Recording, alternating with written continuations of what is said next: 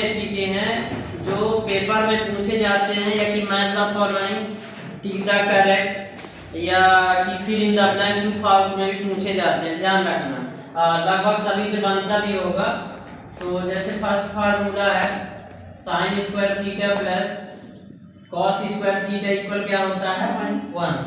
अब इसी एक ही फार्मूले से देखो कैसे बन जाएगा 1 माइनस, जैसे हम अगर देखो 1 माइनस साइन स्क्वायर थीटा, यानी साइन स्क्वायर थीटा को हम लोग वहां ट्रांसफर करेंगे तो क्या बचेगा केवल cos स्क्वायर थीटा। तो सेकंड फार्मूला, क्योंकि अगर कोई भी डिजिट इक्वल के साइड ले जाते हैं कि इक्वल के इस साइड आता है तो वह अपना साइन बदलता है हमेशा। अगर प्लस का है तो माइनस का होगा और माइनस का है तो प्लस होगा। कैसे? जब इक्वल के साइड चाहे किसी भी साइड किसी भी डिजिट को हम लोग लाएंगे तो वो अपना साइन बदलेंगे। क्लियर? तो इसी से हम लोग एक और फार्मूला बना देंगे 1 minus sine square theta equal क्या बचा केवल cos स्क्वायर थीटा। तीसरा फार्मूला हम लोगों का क्या हो जाएगा? अब देखो हम लोग cos स्क्वायर को ट्रांसफर करेंगे तो क्या बचेगा साइन स्क्वायर बचेगा। तो 1 minus cos square theta equal हम लोगों के पास क्या हो जाएगा साइन स्क्वायर थीटा। क्लियर? देखो एक ही फार्मूले से हम लोगों के दो फार्मूले और बन गए हैं। क्लियर ना बेटा? फिर इसके बाद नेक्स्ट ये पेपर में पूछे भी जाते हैं या कि मैच द फॉलोइंग में किसी न किसी में पूछता ही है। फिर इसके बाद 1 plus tan square theta equal क्या होता है sec स्क्वायर थीटा। ध्यान से देखना 1 plus tan square theta equal क्या होता है sec स्क्वायर थीटा। अब अगर हम लोग 1 को ट्रांसफर कर दें तो sec स्क्वायर थीटा -1 हो जाएगा होगा। तो इसी से फार्मूला बन जाएगा sec स्क्वायर थीटा -1 इक्वल क्या बचा यहाँ tan स्क्वायर थीटा। क्लियर ना? तो इस चीज को बहुत ध्यान से समझना है। कैसे आ जाते हैं फार्मूले 1 plus tan square theta equal sec square theta. अब हम लोग 1 को हम लोग ट्रांसफर कर दें उस साइड तो देखो क्या बन जाएगा जाके sec स्क्वायर थीटा -1 इक्वल क्या हो जाएगा। ये भी बोल सकते हैं कि tan square theta equal sec square theta -1। ठीक? फिर इसके बाद next 1 plus cot square theta क्या हो जाएगा cosec थीटा। सेम पोजीशन इसकी भी होगी cosec स्क्वायर थीटा।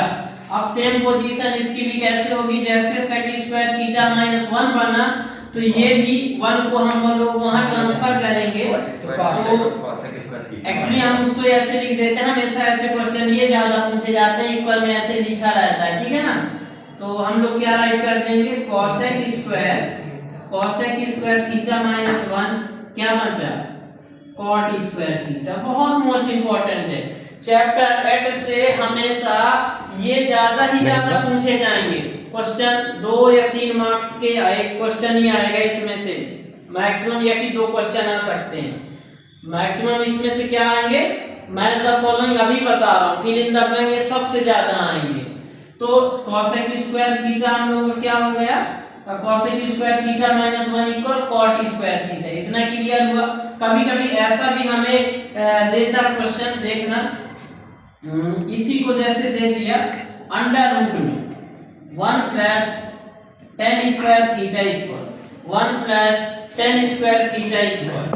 तो इक्वल में हम लोग क्या राइट कर देंगे जब अंडर रूट लगा हो तो समझ ध्यान रखना है कि अंडर रूट की वैल्यू हमेशा वैसे 2 को डिनोट करती है। तो जब यहाँ देख 1 plus tan square theta equal sec square theta, तो अगर अंडर रूट लगा हो तो पावर क्या हो जाता है डिलीट हो जाता है, यानी पावर वहां नहीं लगाना है। ध्यान रखना अगर अंडर रूट हो तो। क्लियर है ना? इसके बाद यानी कहा जाए अंडर रूट के बाहर अगर कोई भी चीज निकालते हैं तो वह उसकी आधी निकलती है। समझिए ना? इसी टाइप से अगर हम लोग इसको अंडर रूट, ये कौन सा नंबर है 7 8 हुआ, ये 9 हुआ। अब आ गया अगर sec स्क्वायर थीटा -1 अगर निकालें तो हम लोग क्या राइट कर सकते हैं tan थीटा। क्लियर बात? इतना बन जाना चाहिए। ऐसे किसी को भी अंडर रूट में इसमें लगाएंगे, अगर पावर स्क्वायर में लगी है तो वो स्क्वायर वाला पावर नहीं लगाना है जब क्वेश्चन में अंडर रूट लगा हो। क्लियर ना? क्योंकि जब हम लोग कोई भी डिजिट जैसे 4 है, 4 का हमने फैक्टर निकाला तो क्या क्या आता है 2 into 2। अगर यह 2 into 2 अंदर है तो हर एक पेयर से कितनी वैल्यू बाहर निकल के आती है, जबकि अंदर क्या था 4, तो 4 का हाफ क्या हुआ, उसी टाइप से ये भी सिमिलर है। फिर इसके बाद नेक्स्ट देखना, और भी बहुत सारे फार्मूले हैं, सिंपल फार्मूले आ जाते हैं। जैसे tan थीटा सिंपल में पूछ लिया तो tan थीटा इक्वल क्या होगा, sin theta upon cos theta. फिर इसके बाद 11 नंबर cot थीटा इक्वल क्या हो सकता है हम लोगों का, cos theta upon sin theta, क्योंकि इसका अपोजिट होता है। क्लियर? इसके बाद नेक्स्ट 12 नंबर, इसके बाद और देखना हमें कब ऐसे भी रहता है sin थीटा इक्वल तो sin theta equal 1 upon cosec theta. 13 देख लो, इसी का देखो क्रॉस मल्टीपल करेंगे तो एक और फार्मूला चलेगा, तो sin theta into cosec theta equal हम लोगों का क्या आ जाएगा 1।